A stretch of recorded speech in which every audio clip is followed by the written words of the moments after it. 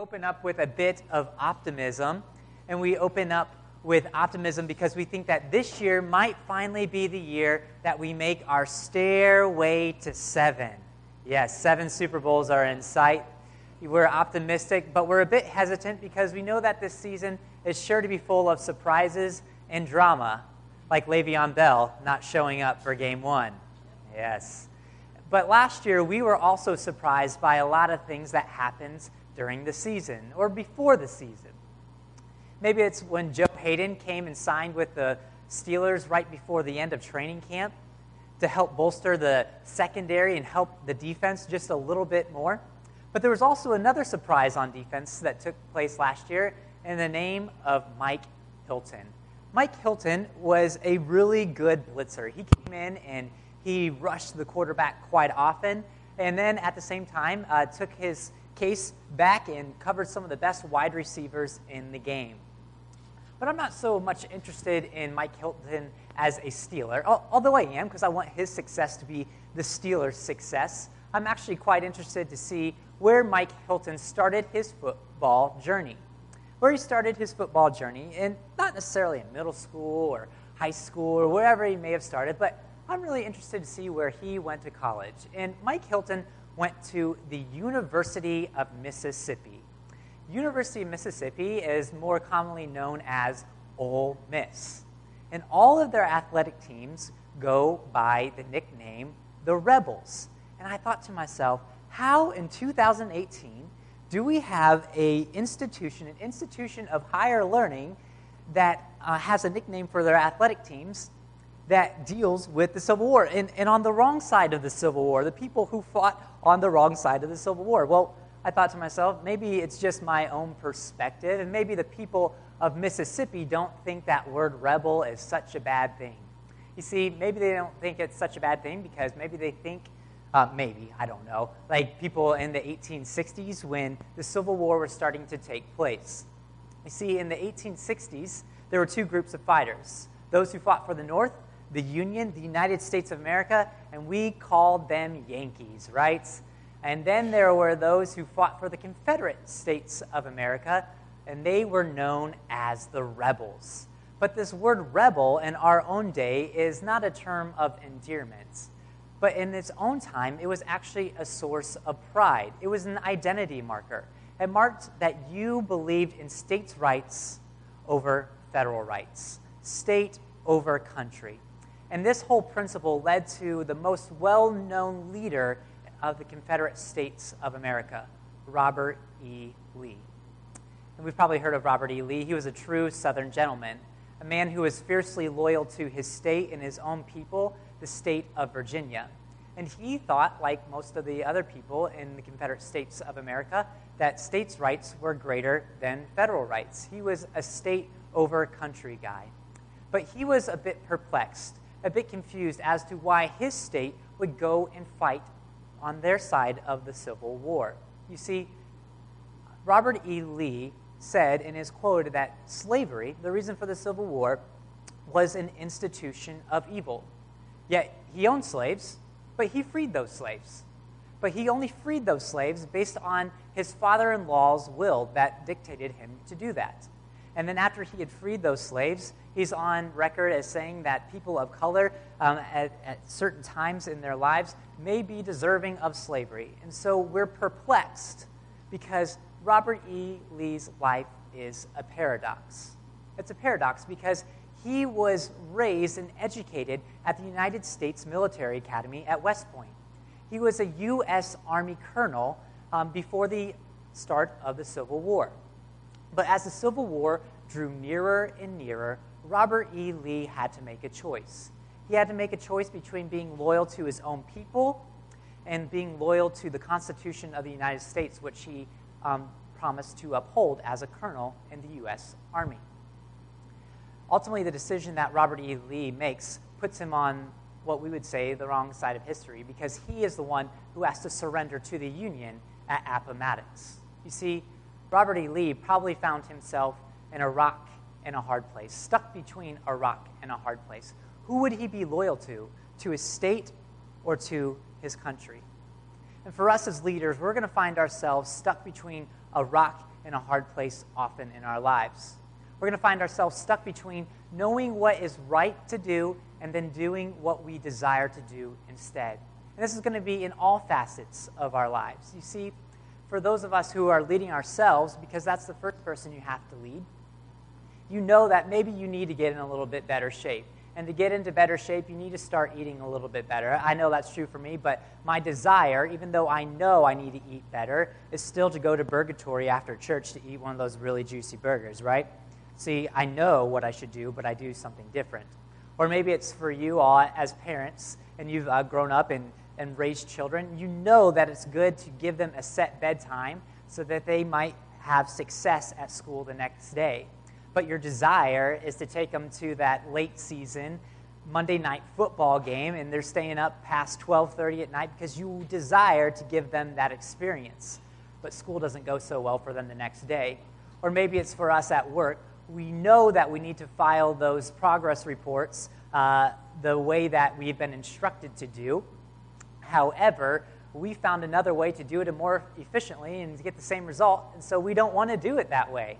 You see, being stuck between a rock and a hard place is knowing what we should do and desiring to do something different. And when we find ourselves at this place in our lives, we're often going to feel like we are stuck. We're stuck in the middle. And when we're stuck in the middle, we're going to feel like the leaders who are faced with lots of problems. You see, over the last several weeks, we've been talking about leaders and the problems that they've faced. And the problems that they have faced come at them fast, and they become overwhelmed. And when you become overwhelmed, you basically want to burst. You just want to let go, and eventually your weaknesses are revealed. And when your weaknesses are revealed, you might actually not want to just ignore them and push them away, but you might want to embrace them. And as we embrace our weaknesses, we'll find ourselves leading with a limp, or leading in our own weaknesses. And over the last several weeks, we've been discovering how to lead in weakness from the story of Moses. And today, in the story of Moses, we're going to find him stuck between this rock and a hard place, being stuck between knowing what he should do and what he desires to do. And ultimately, the choice that he makes ends up costing him his legacy as a leader. And this is what we specifically learn from the story of Moses today. When stuck between a rock and a hard place, choose the tool that will dig your way out. And that is to say, when you find yourself stuck between the rock and the hard place, being stuck between knowing what you should do and what you desire to do, sometimes when you do what you desire, it may end up costing you your role as a leader. You see, as leaders, we know what we should do. And we know what we should do based on what we've been instructed to do. And over the course of the last several weeks, we've seen that Moses has been leading by committee. He's been leading side by side with his brother Aaron. And they find themselves at a place where they need some instruction. And we find this in Numbers chapter 20. Numbers chapter 20, starting here. Why have you brought us up out of Egypt? And this is verse 5. And this is the people of God speaking to Moses again. And they say, to bring us to this wretched place, that is the desert. It is no place for grains or figs or pomegranates, and there is no water for us to drink. Sounds familiar, right? Then Moses and Aaron went away from the assembly to the entrance of the tent of meeting. This is the tabernacle in the desert. They fell on their faces, and the glory of the Lord appeared to them. Next slide. And the Lord spoke to Moses, saying, take the staff and assemble the congregation, you and your brother Aaron, and command the rock before their eyes to yield its water. Thus you shall bring water out of the rock for them. Thus you shall provide drink for the congregation and their livestock. You see, Moses and Aaron have found themselves in a very familiar place. It's a familiar place to maybe the story we heard last week. At the end of Exodus chapter 17, we see that the people are thirsty. The people need water, and God provides water for them. But here in Numbers chapter 20, a lot has happened. You see, this 40 years of wandering that we know so well about the people of God wandering around in the desert is coming to an end. It's coming to an end because that generation is passing away. The generation who did not trust God to go into the promised land. But this generation has some of the very same complaints that this previous generation had. You see, the previous generation complained about not having food or water, and this generation has that as well. And when they come and address this issue to Moses and Aaron probably find themselves in a very familiar place, and maybe they know what they should do, but they go and seek God instead. They go and seek out the answers that they need to solve this problem. And as they go and seek out this problem, they come before God. They come before God in the tent of meeting, the place where God has made residence here on earth. And they are going there seeking God and questioning what they should do. And I really love their attitude here because it is both seeking and humble. And in their seeking and humble attitudes, they go before God. They go before God looking for instruction. And they fall on their faces. They fall on their faces asking God, what should we do? And God gives them the answer. He says, the strength that I've had and I've given you for all this time, for the time that you've been leading Israel, is right there in your staff, in your hand. But I want you to do something a bit differently. I don't want you to strike the rock and bring up water like you did in Exodus chapter 17. I want you to gather this assembly, and I want you to speak to the rock, and the water will come through. And basically God is saying, my glory is going to shine through you, the person who doesn't speak well. And we learned that about Moses just a few weeks ago. He doesn't speak well, but his words will be powerful enough to bring forth water. And Moses and Aaron find themselves at a spot where they are instructed and they know exactly what they should do. And so they go. And we'll continue on with the narrative here in just a moment. But at this point, I think we can pause and learn two really positive things from Moses and Aaron's leadership here. I think the first thing that we can figure out is that they were willing to seek out answers. They were willing to seek out answers to solve problems that they were unaware of how to solve. You see, they are a quality of a good leader, because I love what Moses and Aaron do here, because they are not people who say, I am certain that I know what to do here. And those are my favorite type of leaders to follow, people who answer without certainty, people who are willing to say, I don't know. Because the people who answer with certainty each and every single time, we're like, man, how do you know so much about this and that problem and this problem and that problem? But I'm more willing to get behind a person who says, I don't know. And if I'm willing to get behind a person who doesn't know, who's willing to seek out answers, I know that person is going to seek out instruction. And when we seek out instruction, when we're trying to answer these problems, we have to rely on the things that we already know. And so for us, seeking out instruction probably starts first with our education in our own world. Whether it's our high school, college, postgraduate work, we've been given a lot of instruction, which has been a baseline for how we operate in our own leadership. But in our world of information, where we're continually looking for the next answer, looking for the next thing, looking for more information to solve problems, we have other solutions as well. You see, reading is something that you should be doing. Reading is something that you should be doing as a leader, and you should be reading widely and often so that you might have a better baseline to answer these experiences and to answer these problems. But one of my favorite things in our own current generation, and maybe it's just a bit of a fad, how we get information is actually through podcasts. And podcasts are little internet shows that digest a lot of information in maybe 30 minutes, 1 hour, or maybe over 15 hours in a whole season. And as leaders, we can go and find information and find solutions to problems through podcasts and listening. But we should also be listening to other places in our lives. We should go to conferences and workshops to better ourselves. And we should also find ourselves listening to our coworkers and our peers and our mentors, people who can get us over the hump. You see, when we are faced with problems and we go and seek out direction and instruction, we'll find ourselves at a point where we might have solutions to these problems. But having the right solutions and having the right instruction is only half of the battle of leadership. You see, the battle of leadership is dealing with people, right? And dealing with their problems and all these different things in life, real life people.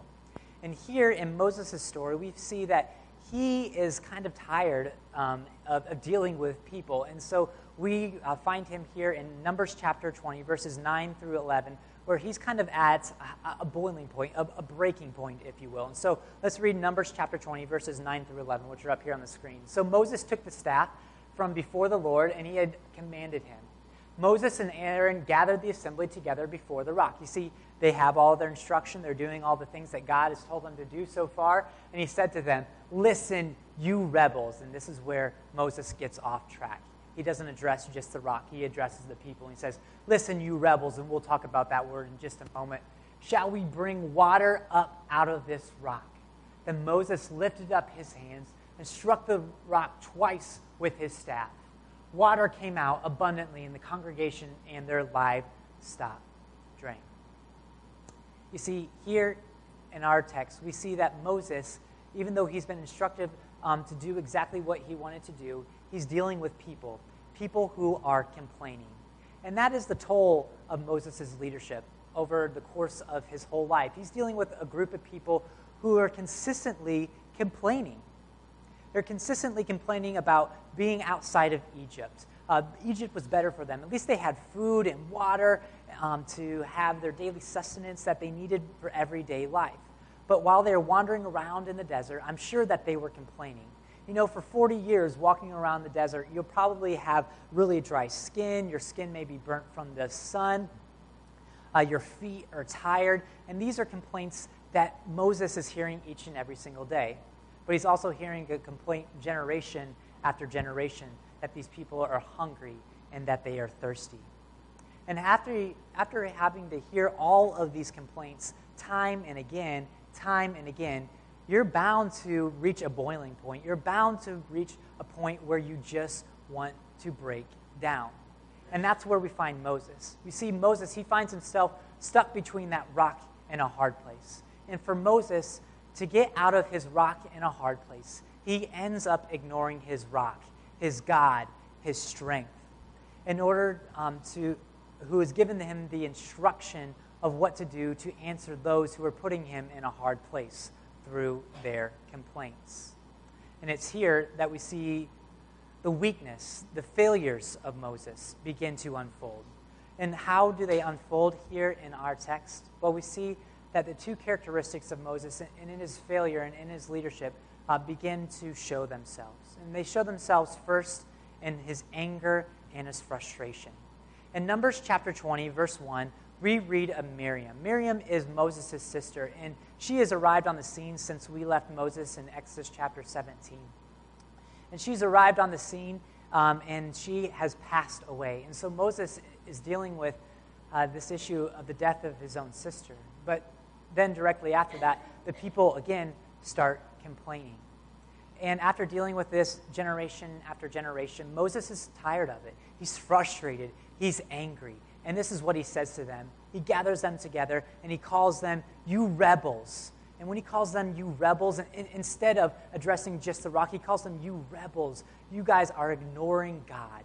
And this word in the Hebrew language for rebels means someone who is disobedient to the words of God. But Moses, in that speech and in that moment of calling out those people, becomes a rebel himself. He becomes a rebel himself because he becomes disobedient.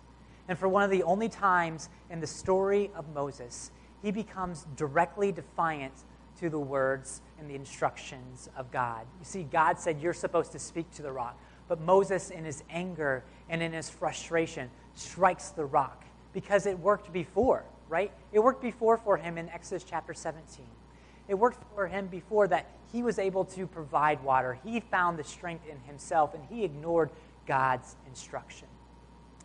And if we were in Moses' position, I think we would probably do the same thing, right? Because when we have to deal with complaint after complaint and dealing with critic after critic, we'll find ourselves stuck between a rock and a hard place. And when we find ourselves there, it's much easier to answer our critics because we know that our instructor, the person who's giving us the things that we should do, is going to have our back. You see, the voice of the critic is loud. The voice of the critic is hurtful. It is burdensome. And we do everything in our power to get rid of that burden and anxiety. And so instead of listening to the instruction, we answer the critic. But the critic doesn't know what we're trying to do. The critic doesn't have our same instruction. The critic doesn't have our same understanding. You see, as a person who is leading, you've been taught well, you've been educated, you've read widely, you've listened, you've been mentored, you've gone to conferences. You have the information that you need in order to get over this problem. But instead, you do something else. And it might be like this. You see, Mike Tomlin today might end up coaching a little bit differently to answer his critics. You see, even though he has an abundant amount of information, he is going to do something maybe that we question. And when we question, we call in on the radio and we wonder why he's doing those things. But he has a different view of leadership. He has a different view. He has a different piece of instruction. And for us, when we answer our critics and answering all these different things, we have to count the cost of being a leader because we are burdened and we have all these anxieties. And so we end up answering the critic. And we answer the critic because we're afraid. And when we're afraid, because that is part of being a leader. It's just a small part of the cost of leadership. And as we go and we look at Moses' story a little bit further, we see that the cost of leadership was really high for him. He was afraid. He was reluctant to even answer the call of God in the burning bush. He said, I'm not good enough. And after he has actually answered the call, and he's led through the desert, and he's led the people to this point, he said, I have enough. I've had enough. And before Numbers chapter 20, we read in Numbers chapter 11 that Moses says, I've had enough. And this is what he says. He puts this into words in Numbers chapter 11. He says, so Moses said to the Lord, why have you treated your servant so badly? Why have I not found favor in your sight that you lay the burden of all these people on me, the burden of their complaints? Did I conceive of all this people? Did I give birth to them that you should say to me, carry them in your bosom as a nurse carries a sucking child to the land of the promise on oath to their ancestors? Where am I to meet and give all these people? For they came weeping to me and say, give us meat to eat. I'm not able to carry all this people alone, for they are too heavy for me. If this is the way that you're going to treat me, please put me to death at once. If I have found favor in your sight, and do not let me see my own misery. The burden of leadership is high. It's costly. It led Moses to the point where he wishes he would have rather died. And it reminds me of a rather sad tale that took place just a couple of weeks ago. It's a guy who's pretty similar to my own situation. A 30-year-old father. I'm 29. A father of 3. I have 2 children at home. Was leading a group of people. He was leading a group of people quite successfully, actually. But the burden of leading those people led him to feel so much anxiety and depression and hurt in his own life that he took his own life. A life that was filled with a lot of promise. And it's a life that I feel a little bit more connected to because that was a pastor as well. A pastor of a large and growing church out in California took his own life because the anxiety and burden of leading God's people to where they should be was continually weighing on him. And for him, we tell a little bit different story of the end of his life. And the same is true for Moses. We tell a different story about the end of Moses' life based on what he did in his anger and his frustration and in his disobedience. And because of what he did in his disobedience, God answers him in Numbers chapter 20, verse 12, which reads this way. But the Lord said to Moses and Aaron, because you did not trust in me to show my holiness before the eyes of the Israelites, therefore you shall not bring this assembly into the land that I have given them. And so the whole call of Moses in his whole entire life, the whole point of his leadership, was to lead the people into the promised land. But he doesn't get to see that promised land. Well, he gets to see it, but he does not get to enter it. Shortly after this scene in Numbers chapter 20, Aaron passes away. And then the words that Claire read for us earlier this morning in Deuteronomy chapter 34, Moses stands on top of a hill, and he looks into the promised land, a land that he will not enter, a land that he will not get a chance to go into. And it's there on top of that hill that he passes away.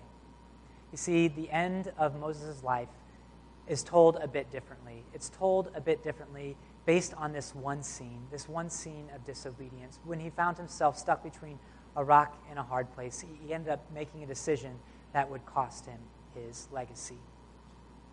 And legacies for leaders are something that we pay attention to. And they're something that we rewrite because we have revisionist history. We have history with hindsight.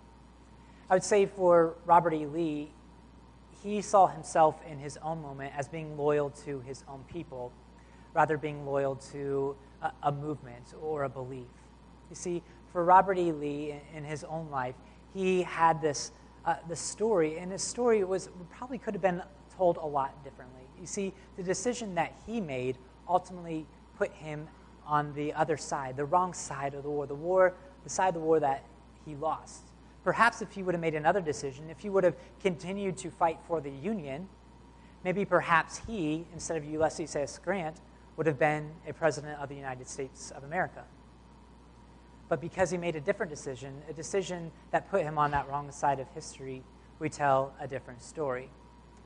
And he was burdened, and he had all these anxieties of what to do when he was stuck between his rock and a hard place. A burden and anxiety that did not come easy. It did not make his decisions easy. And for us as leaders of our families, our schools, our organizations, our businesses, we're going to have a lot of burdens. We're going to have a lot of anxieties in our own lives. But I'm trusting in the words of our instruction, the words of our instructor who say this in Matthew chapter 11. In Matthew chapter 11, verses 28 through 30, it reads this way. Come to me, all you that are weary and carrying a heavy burdens, and I will give you rest. Take my yoke upon you and learn from me, for I am gentle and humble in heart, and you will find rest for your souls. For my yoke is easy and my burden is light. And your yoke can be carried by carrying it to Jesus. Jesus is the one who's going to make your anxieties, he's going to make your burden as a leader a little bit easier. And we believe here at North Hills Christian Church that burden of following along with Jesus comes with following along with other people who are following after Jesus. And so today, there's going to be a challenge for you. There's going to be a challenge for you to go back into the Narthex and to sign up for a group that is going to help ease your anxieties and your burdens as you continue to lead your families, your schools, your organizations, and your businesses. Because ultimately, I find and I hope that we lead in our weaknesses. Because when we find that we are leading in our weakness, we'll ultimately find that we're leading well and leading in the place that God has led us. So let's pray.